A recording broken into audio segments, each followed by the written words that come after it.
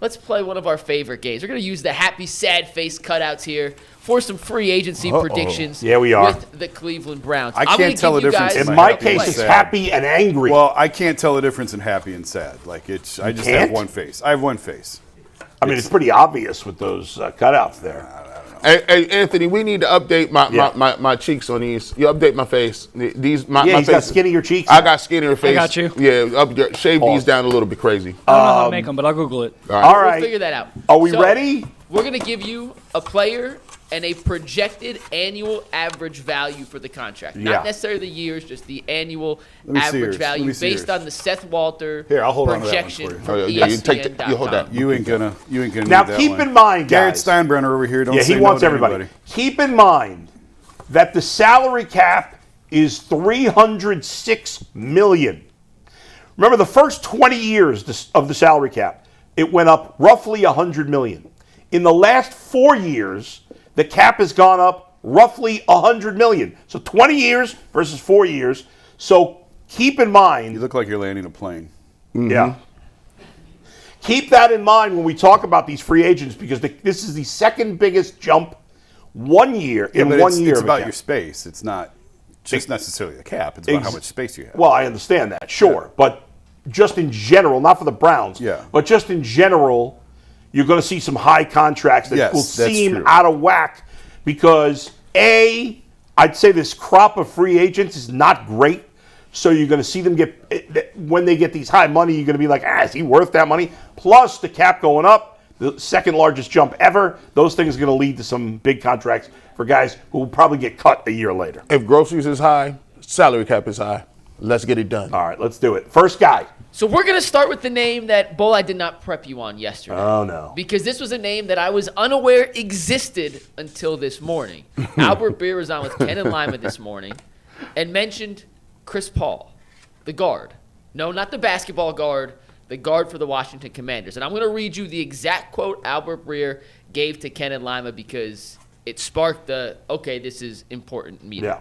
And I quote, "Maybe the most interesting one to watch is Commanders guard Chris Paul, who appears to have priced himself out of Washington with teams like Cleveland in hot pursuit. Paul became a full-time starter for the first time 3 weeks into his fourth pro season and is trending towards one of those, are you kidding me, he got what sort of deals." Those so always if you're work out unfamiliar with Chris Paul, this is what we could find on Chris Paul in the last 8 minutes since this. I know he's terrible on run defense. Yes, he ranked 49th overall in terms of PFF grade. That is 73rd out of 81 qualified guards. Yeah. He was the 5th highest ranked pass blocking guard according to PFF. He was also the 78th out of 81 qualified run blocking guards. No. So we don't have a number for Chris Paul, but based off what Breer said, are you kidding me? He got what sort of contract? Would you be in favor or against that for Chris Paul, not the basketball Hall of Fame guard, but the former Commanders offensive guard? No, I don't want Chris Paul. First of all, I never heard of the guy. I mean, have you heard of Chris Paul? No. How is this guy getting all this money? Nobody's heard of this guy. 23 career starts. He's the worst round pick. Mike, he's the worst or one of the worst run blocking guards in the league. You're a guard. I need you to maul. If the Browns are going to have success in the 2026 season, it's got to be in running the ball. They're probably going to have an inexperienced quarterback. They're going to need to be excellent at running the ball. Their offensive line last year was terrible at run blocking. So I'm not giving a contract that blows me away to a guy who's not good at run blocking. Well, you're burying the lead on this. Yeah. He plays left guard. Well, are you saying that means Joe Batonio? I mean, yeah, we kind of assumed that and kind of knew that was probably where this was headed. Yeah. But if they're paying big money on a left guard, that sort of does it not sort of seal the deal on Joel's future? I guess so, if Joel is not coming back, and I think they begged and pleaded with him, he may be taking his time. But if they giving this dude money, that means they don't have any other options. Well, there's going to be other options. You don't have to sign the most expensive guard who's a terrible run blocker. Why is that? Why is the solution to always pay the most expensive guy? Because the Browns throw money at their problems. That's stupid. That's what they do. So we could play Zach Zenner. Would you like to do that? What, you're telling me there's no other free agents? Hey, listen, I mean, we need 7 of them. We need him and about 4 other dudes. We just saw this guy's terrible against the run. He's one of the worst in the league. He can pass block. You're going to pay big money to a guy who's a one-dimensional guard? Hey, man, it's a lot of one-dimensional players, man. 3 and D players. All right.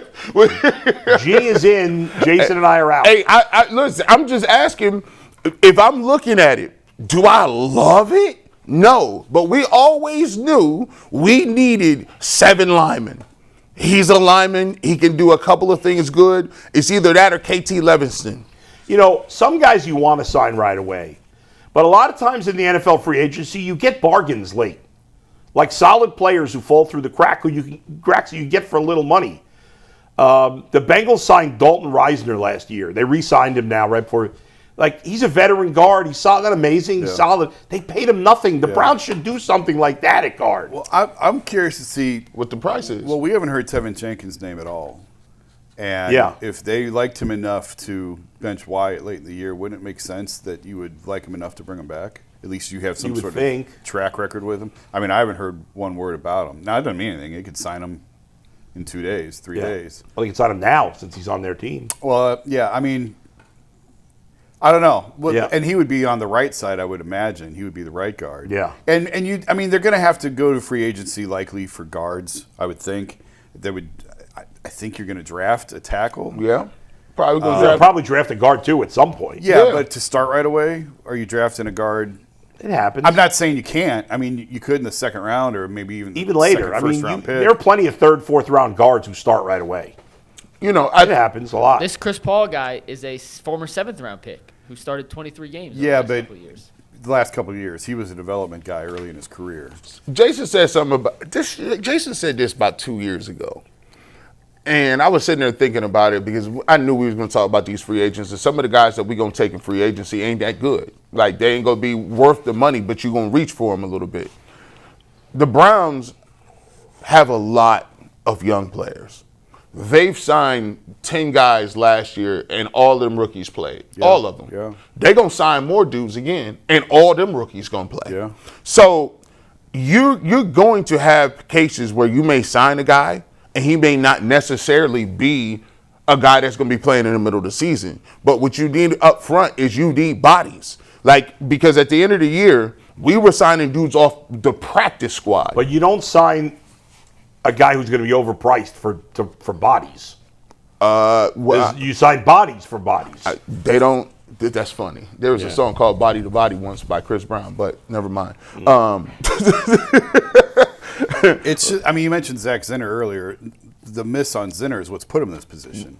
Right. Because Zinner should be ready to step in and start right now. The miss on every draft pick besides last year. You should not have to be searching for the Chris Pauls of the world because Zach Zinner should be ready to step in and start. They could have drafted a guard in the 3rd round last year instead of wasting a pick on Dylan Gabriel. Yeah. So I think they will draft a guard. I think they will see if Zach Zinner can do something. But in the meantime, you better have a contingency plan. This is a high-priced contingency plan. And when you're the Browns, you beggars can't be choosers. You can't be mad that you worried about a car payment and the interest rate is super high when you ain't got no way to get to work. Do you need to get to work? Yeah. Does this car payment worth it? Not really. But I can't take the bus 2 hours to wherever I work. So I need a car today. JD by Ryder. And this is it. Chris Paul, welcome to the team. All right, Mike, next. All right, let's go from the offensive line to a potential quarterback, the highest priced quarterback on the market, Malik Willis, with an annual average value of 32.5. G. Bush said he wouldn't put up the bad face for anything. But I have it here in case he needs it, but I know you don't need it on this one. Do you need it back for Malik Willis? What is this? 32 point.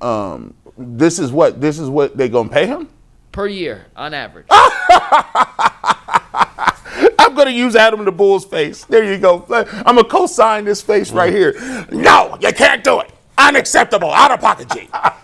You lost in the sauce. You lost me on this one. Mikey, you spelled that wrong, too. Malik Willis should be Malik Fellis. 32.5. No. G put all my things in one sentence there. That's good.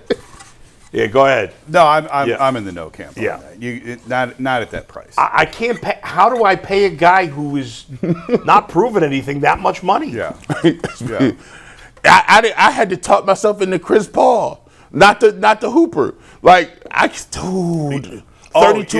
Yeah. I messed that up. Yeah, here you do need that back. Yeah, but I just improvise. I mean, has an when the rookie, even when you could pay rookies whatever you wanted, guys never got paid $32.5 million per year.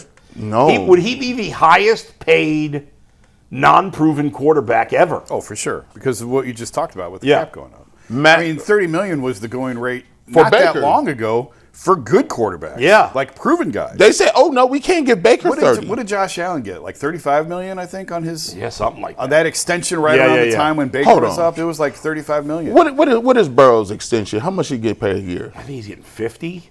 Right, he was him and they went up to the 50. Him and Mahomes started doing the 50-50 thing. Yeah, I don't know off the top of my head. But Dak Prescott's number, I think, when he franchise tagged, wasn't it like 30-something million, 30 roughly in there? So it's not as crazy as it sounds anymore. These are all the quarterbacks. If we're going off that number for Malik Willis, 32.5. Yeah. This is the list of quarterbacks with an average annual value, that same composite higher. You ready? And this is starting from the lowest to the highest from above. Baker's at 33.3, Darnold 33.5, Geno Smith, Daniel Jones, Stafford, Cousins, Mahomes, Watson, Kyler, Hurts, Jackson, Herbert, Goff, Purdy, Tua, Burrow, Allen, Love, Lawrence, and Prescott. I mean, all those guys had at least 1 year of success. Like Darnold got paid after his year the year before. Malik's agent, David Mulugeta, obviously, is one of the best in the NFL. Like, he's high, powerful, like really, really good. And I think some of what's been going on with Malik is a little bit of agent talk. I gotta believe. I will be shocked if he get that. That's crazy. $30 million. I'd be shocked. If he get that, I'm gonna shake his hand. There's not that many teams that need a quarterback. And that's the thing. You can get these other guys for like nothing. I mean, and that's the point Zach was making a couple weeks ago. I think is like who are really the bidders, and that's why he thought the Browns would get in on it. But I think that's what drives the price down. Is I don't think there's a ton of teams that are really going to go. I mean, the Browns will throw money at anything. They've proven that time and again. Yeah. But I don't think that they're going to be in this market, and I don't know. I mean, now that you drop Tua with this money, they going to drop the 99 plus they about to take this? Yeah, that's why I think that I think Miami's in full tank mode. Yeah, now, if they could get Malik at half the price of that, if you can get him for $15, $16 million a year and you're Miami, okay. That makes a little bit more sense to me, especially taking the cap hit that you're taking. I mean, if they got rid of Minka Fitzpatrick, I'm like, all right, well, I guess Quinn Ewers is balling now. I mean, Daniel Jones, what did Jones get from Indy last year? 15? I don't remember. 15? No, Daniel Jones? From Indy. Didn't he get like 15 or 16 last year? Over the cap is 37. No. He did not get 37. No, I don't remember what he got. I think it was like his 1 contract year. this year, according to Over the Cap. No, last year when he signed as a free agent with Indy. Yeah, because he's franchised tag. He got transition. He got transition tag. Transition. When he signed with Indy, I want to say it was like just look it up, just Google it. I think it was like a 1 year, like 15. 1 year, 14. Okay. Yeah. So you're telling me Daniel Jones, who actually did have a little bit of a track record in New York and did have some flashes, could only get 14 on the open market? Yeah. And you're telling me Malik is going to get twice that? I would say the argument would be Daniel Jones was more bad than good, and it felt like the die was cast on him more than Malik Willis. And I wouldn't push back on that. But still, you're talking about more than double what There's he still got. somewhat more of a proven commodity. Yeah. Nobody's paying 30-something million. That's I would be shocked if he actually gets that. All right, well, let's move on. You better be pretty convinced he's the next franchise quarterback if you're going to pay that. Go ahead. Let's move on to one that certainly will be paid. I can guarantee you this contract will be paid. Kyler Murray for $1.3 million. Would you take this deal? Well, why don't you start us off? Because you made your thoughts on Kyler pretty clear already. I am about to shock you. Wow. I received a call this weekend from an unnamed source. And you know I was all high on Kyler Murray. Yeah. You were. You was the agent for about a week. I received a call from someone in the know who said to me, listen, none of his teammates like him. Nobody went to his birthday party. Nobody went to his birthday party. Dang. They don't like him. Dang. He doesn't care enough. The guy is, you're not going to win with him. Dang. He's a huge negative. And I was like, well, I trust that you have proper information here. I'm off Kyler. Dang. I am out. That must have been in to out. That's a crazy conversation. On Kyler Murray. That's the shocking news of the day. Goodbye, Kyler. Dang. Don't let the door hit you on the way out. So then what would you do at quarterback? If I'm the Browns, I do one of two things right now. I would, if there's a quarterback in this draft that I think is, now I don't know enough myself personally, I'm not going to be a phony about it. If there's a quarterback in this draft that I liked enough to take with, in the first round, then I would do it. I wouldn't be afraid what people's reactions are, whatever. If I don't, I would just go with Shaduer Sanders. See if he can be the guy. And winning is not my number one priority this year. And if he's good, then we can stick with him. If he's not, we're probably. And I said this the other day. I am less than 50-50 that I think Shaduer is going to be a good starting quarterback in the league. But I think there's a chance. So that's why I would try it. And if he's not, then I move on and draft a quarterback next year. So you're on record, winning is not important. Winning is... Because I got crushed for saying that last year. Winning is not the first priority. Bull, also last week you said, wouldn't it be nice to just win some games? That's what I want. I know. You flip-flopped your entire belief in what 2026 should be. Well, here's why. Because Kyler Murray was the one guy that I thought gave the Browns hope that if the play was good around him, they could win. And I just don't see anybody that the Browns can realistically get that is definitively better enough than Shaduer Sanders that it's going to help me win that much more, that I might as well see what the kid's got for a full season. No matter how much you believe in Shaduer Sanders, whether it's G, who's all in, or Jason, who's all out, or anywhere I'm not all out. Okay, I'm who's mostly out? Who's mostly out, or somewhere in between. Now I'm closer to you than I am to G, but I'm not all the way where you are. But I just think I certainly don't see a clear long-term option. Now, I don't know enough about Ty Simpson. If the Browns think he's the guy, I got zero problem with them drafting him even at 6. If they do that, you better be right. Okay, I got no problem with that. But if there's nobody in this draft that you think is clearly good, then at least go with the wild card you have over a wild card from somewhere else. When I don't think there's any other quarterback out there that could get me to wins where this could be a fun season. That's how I see it. That was very measured. Now you did say you are correct. You are more on the side of I'm not too sure. You're right. So let me just say this. I can respect that. I look at Kyler Murray, and first of all, I just do this to Kyler Murray. Like we said that a while ago with Kyler Murray. That's the face. But let's drill down on that a little bit, because I do think there were some good things in there. Even the people that support Shaduer Sanders, right? We all know that, yes, we may think that he has some intangibles and traits that he can win, but we also know that he has to come out and do it, right? We also know that he has to be improved. He has to improve. He has to do things that keep him on the football field, not turning the football over, continuing to grow, still having those playmaking abilities, but also understanding when to live to fight another day. All those things are valid. But what I've been saying all along is, if you look at it, we always say if the Cleveland Browns figure it out. If the Cleveland Browns don't bring in one of these free agents, if they don't draft one of these guys, then the Cleveland Browns are telling me that they believe that Shaduer Sanders is their best option. I got to take it for face value, just the same way I would have to take it for the face value if they went out and got Kyler Murray or Anthony Richardson or Malik Willis and made him the starter. They still may do. They might do it. And then, okay, we'll see. That's what the Browns' decision. I hope you're right.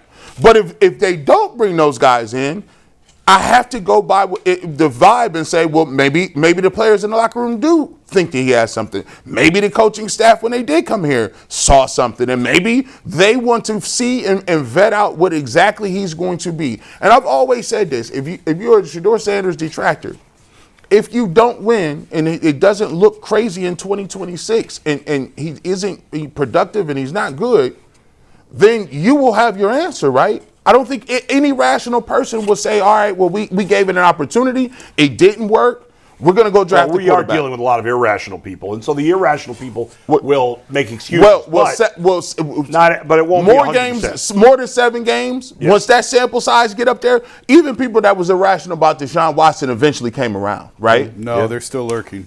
They're lurking. 3.5%. They're still lurking. 3.5%, right? Yeah. But no, I think he's the best option. I've steadfast with that. I think we'll get an opportunity to see him. We'll wait to training camp to see what the competition with him and Deshaun Watson is. I would say yes to Kyler, and that's probably about the only one. I'm out on Malik. I'm with you on Ty. Like, I'm curious to go to the owners' meetings in a couple weeks and kind of poke around, because I said before, like, you're at the combine, but a lot of the combine info doesn't really come out at the combine. Yeah, it comes out a couple weeks later when you get to the owners' meetings, and then it comes out what teams thought. So I'm kind of curious to hear about that. I'm out on Anthony Richardson. I'm out on quite a few guys. Yeah, I have no interest in Anthony Richardson. I don't either. Yeah. I would still say yes to Kyler, and I hear you, and I know what you're saying. Yeah. I look at it sort of like when Baker was in Cleveland. He had a lot of growing up to do. And it's possible. When the team that took you number 1 overall cuts you and says, we don't want you anymore, that's pretty humbling. Yeah. And for the investment that it would cost them, which is very, very low for a 1-year look, for a guy who would easily on day 1, to me, be the most talented quarterback on the roster. Yeah, I mean, don't get me wrong. Close. He still would give the Browns, in my opinion, a better chance to win games next year. Yeah. But there's so much bad stuff there that I'm a yes, but I don't think he's coming here. No, I don't think he's coming here. So I said a few weeks ago, like, if I know everyone will be excited to know that I'm not in charge of the Browns. Had I been in charge of the Browns, they would not be in the spot because Deshaun would have been cut last year and Shaduer would have been traded by now. I would just start the entire room over. I would just completely clean out the room. We'd have had a new GM too. We'd have had that a bit, and then we would listen. If you took over when? Like, it doesn't matter. Like, day 1, well, Deshaun you wouldn't have drafted Gabriel or Shaduer. Probably not. Yeah. No, but I'm just saying, like, because Tyvis asked me before, what would you do? I'm like, well, I'd clean out the room. I'd get rid of them all, and I'd have a veteran, a drafted middle guy, and probably knowing full well that I'm probably drafting another quarterback in 27. Right. The real quarterback who you expect to be here long term is probably coming in 27. Why couldn't you if you do that, why couldn't you do that and just play Shaduer then? Here's the thing. If the 27 was here's the thing. This is the spot that I'm in, I think, with Shaduer, is I've talked to enough people and heard so much about him that's not very good. So what am I supposed to do with that? Am I supposed to play dumb and just come in here and be like, yeah, play the kid, let's give it a shot? When you hear over and over and over again, doesn't really watch a ton of film, had to kind of be shown how to watch film, doesn't know when he's hot, doesn't know what he's looking at in coverages. Am I supposed to ignore all that? No. So that's what leads me to some of the decisions that I've come to. And then when you look at the data, it is what it is. And he didn't play well. So people want me to just ignore all of that because, well, it's Shaduer and it's a 5th-round pick. And hey, if they hit on a 5th-round pick, it erases Deshaun. All of that is true. But when you're told things over and over and over by different people, it's not one person, it's different people all saying this. You just expect me to just ignore that?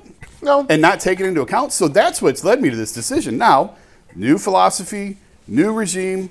And I've told you before, I think that there is a path. To me, the path to get successful with Shaduer is put him in RPOs and limit the decisions he has to make. Make it a 1-read, 2-read thing and go. And maybe you got a shot at success with that. And I think that's where this is headed. Because I don't think that they're going to go nuts in free agency. I don't think they're going to get Malik. I don't think that they're going to do this with Kyler Murray. I think Kyler's going elsewhere. I don't think they're getting Anthony Richardson. So we'll see. We'll see what it looks like.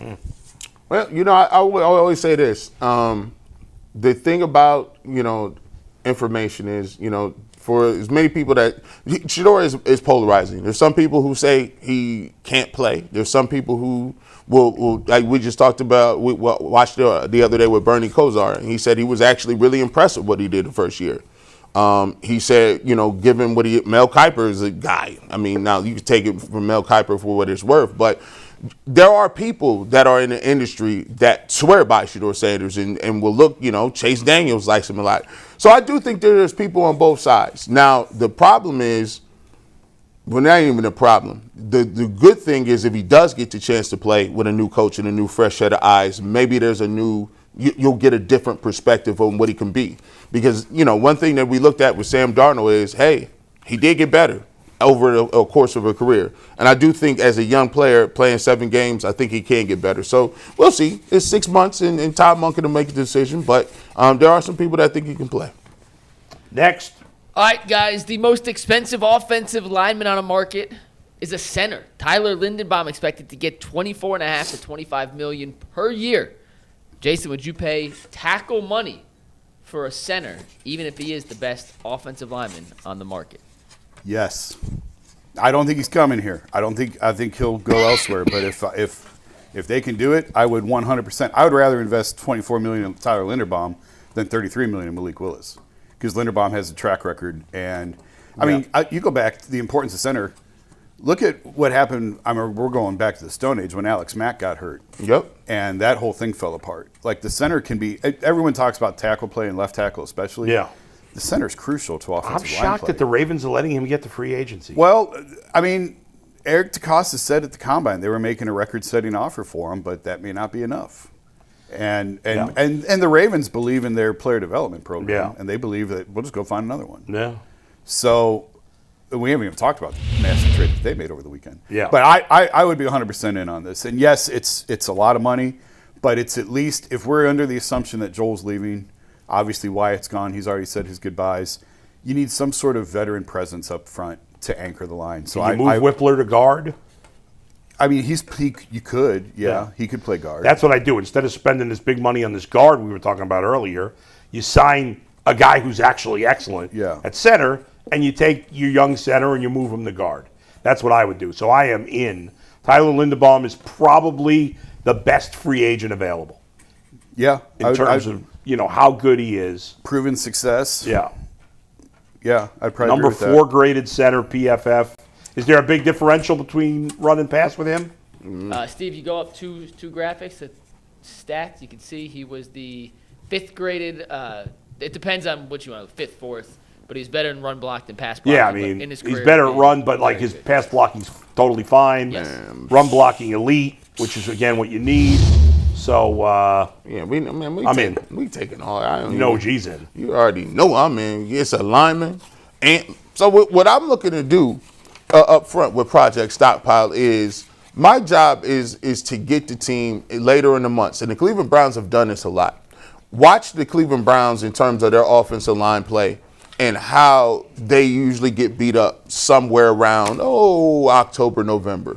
We usually start rotating guys in, asking, can Joe Batonio play tackle, making sure that, no, I need a stockpile of dudes. I know DeJuan Jones is going to probably be hurt. So guess what, DeJuan? We need to figure it out so we can put you in other different places. So if I got Linderbaum, I think you got to go into the season planning for Jones to be a backup. You cannot be looking at him as a starter. You got to act. You got to act like he's not even there. That's right. And so to get where you need to get to it, where you ain't counting on him, you need to be plugging in day one starters. If you get Linderbaum, he's a day one starter. Yeah. Your offensive line is much better. Yeah. And now you also offer an anchor where you can run the ball and do some things. So of course this is a yes.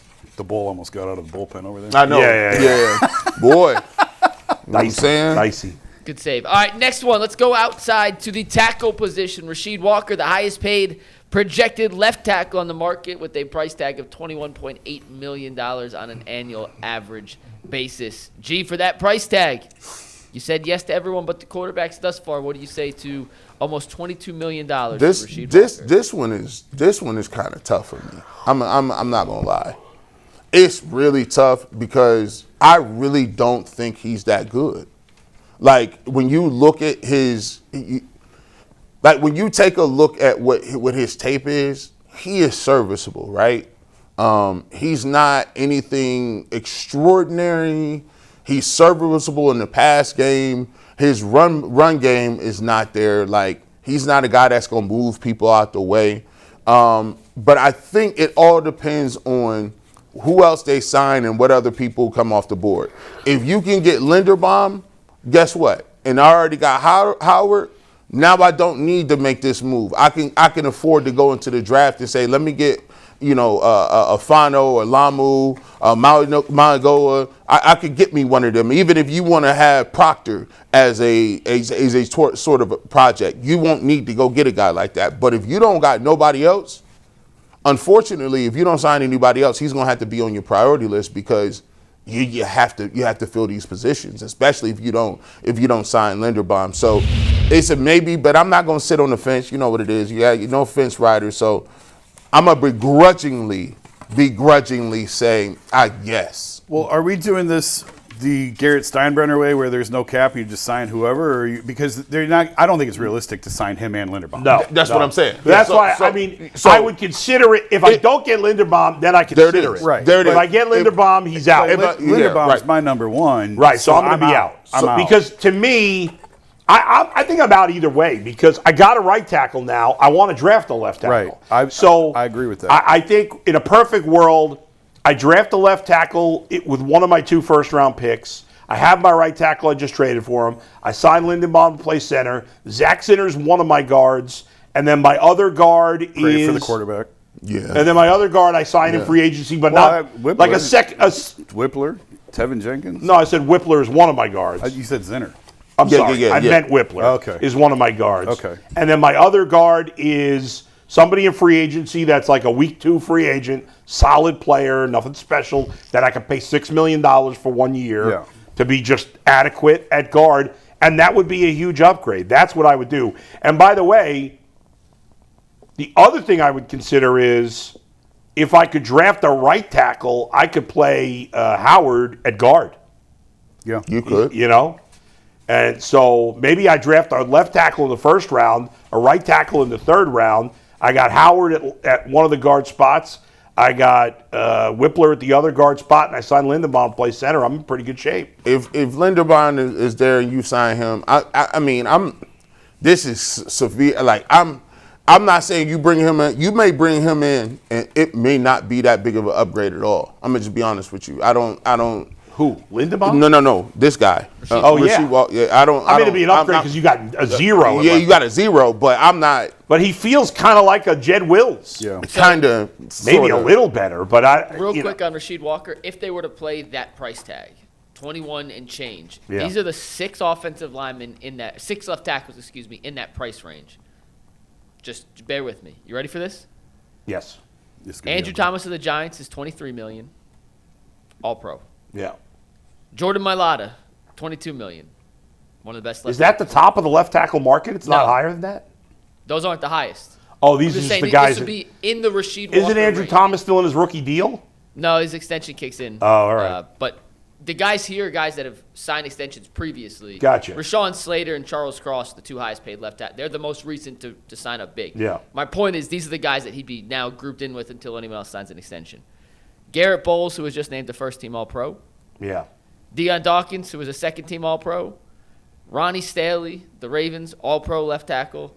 And Taylor Decker, who just requested his release from the Detroit Lions. Yeah. And that's it. Now, the top tackles are about to get paid significantly more than that, but I'm not paying. I'm not like. Hey, you know I'm what? Let me. You asked after you run him off. Man, I got to go conservative route, bro. Listen, man, we got to go. No, I can't give you 21, dog. I just hear what these other dudes is getting, and I don't even know you that nice, bro. I'm sorry, we can't do it. That's what I was trying to get at, G. You're getting paid in the category of guys with a proven track record. Not that nice. Not there. You got to be at least good, not you can't, nah, I'm cool. All right, we got a couple more. We're going to run through these a lot quicker because we got some other stuff we got to get to today. Let's talk about 2 receivers. First up, Rashid Shaheed. Another Rashid coming in just shy of $20 million. I thought he was getting $15 million a year. I don't know. No, the numbers are going to be high. There's not a lot of receivers. But I want to know who else is on the list. Yeah, I'm not So paying. we'll give you him, and then Romeo Dobbs is the other option here, and his contract was slightly less at about 17.4. So pick one of those two. Then. I would take Dobbs. I'll take Dobbs. I think he's better and getting paid less based on your projections. Not my projections, Seth Walder's. I would actually take Dobbs as well. Although Dobbs is more of a slot. What's Shaheed? I think Shaheed's a slot guy too. slot? No, he's an outside guy. Yeah. Outside burner. Yeah. Outside burner. And, in special teams as well. He is better on special teams. I take either or. Either or. I mean, if you can get one of them, like if one of them turned me down, all right, well, we're going to just offer you that. It's 1:45 and they're turning on the lights. Grab somebody. But listen, right now, last call for alcohol right now. You know what I'm saying? Tip your bartenders. Like, nah, we got to get it. Because if you get, like you said, Shaheed, he going to give me some juice. We can have a punt returner for once. We ain't had one since Travis Benjamin. Yeah. Maybe we don't have our fullback being back there returning kickoffs. Yeah, I'm going to take either one of them. I like Dobbs. And then plus, if you give me one of them, I can bolster that with whatever they're going to do. Now, I would definitely – Bull got me hyped on this Brian Thomas Jr. Somebody had on Twitter talk about they was offering a 5th-round pick for. I'm saying, come on, man, that got to be a lie. There was reports this weekend that Brian Thomas Jr. can't be for a 5th-round pick. Can't be for 5th. But you'd have to give up a 1st-round pick probably, but he is available, supposedly. Yes. They said him and Marvin Harrison is available. I don't know, but yeah, give me that. I want all that. Yeah. All right, and then 2 defensive players here, and I picked these 2 because, A, the Browns have reportedly been connected, and also these guys played for Mike Rutenberg in Atlanta. So first one is David Onyemata, the defensive tackle with a price tag of $11 million. Would you pay a defensive tackle in free agency $11 million? What is he doing? No, we don't need it. I mean, where he gonna get picked? When he gonna get no minutes? No, I don't think Willie Collins is necessarily gonna be ready for start of the season. I think that's the. Well, you got Mike Hall Jr. Like it's a second round pick. We don't know if he can play, but I mean, and for what it's worth, and once again, PFF is just one metric. Yeah, he was the 8th graded defensive tackle. Yeah, he's good. He's good, but the Browns just have a certain amount of dollars to spend. You can't spend. If they're going to spend free agent dollars, it's got to be on the offense. Yeah. Unless Andrew Baird done refinanced everybody's contract. They might even refinance ours. Matter of fact, we need extra money. No, we don't got. No, I can't get no more D tackles. And Mason Graham's supposed to be dominant next year. Remember? Let's go. And then the last 7 guy. 7 sacks from Mason Graham. Another person. This next player was in Jeremy Fowler's final free agency tune-up, write-up. And he said the Browns would be very interested in Caden Ellis, the middle linebacker, the green dot for the Falcons and Coach Mike Rutenberg last year. No. We obviously know. I don't understand. Why would they have their green dot? Who wrote this? Why would This is Jeremy Fowler. Why would you? We already got our white guy green dot. Yeah, he's a Green Beret green dot. Yeah, he's top of the food chain. He plays injured. He's Captain America. What are you talking about? I don't know that you necessarily have to give him the green. I think you're just saying that's the caliber player that he is. I mean, I'd rather re-sign Devin Bush, who was already. Well, yeah, there's that. Yeah. Bush is probably going to get more than that. He's going Bush's projection is close to 15. Yeah. So this would be a cheaper version of Devin Bush. Why would I need to do a cheaper version? I don't know. I just re-sign my guy. I mean, give me same concept. I mean, he looks like he could play a little bit. I like his numbers. I ain't gonna lie and say I seen him play. I ain't see no. He got a nice name too. Caden Ellis sounds like a cool name. I like it. Caden Ellis, really feel like he'll play. He looks like he looks like he could drive in the left lane. Yeah. Well, I'm not going to be the one to tell him to get out. I can tell you that. But nah, man, we can't do that, man. Come on, man. Carson Schwarzenegger, he about to. Yeah. We might extend Carson Schwarzenegger early. All right. That was easy. Free agency officially starts, at least the legal tampering period, in 14 minutes. At the end of the show today, we're going to react to all the stuff that we've gotten so far.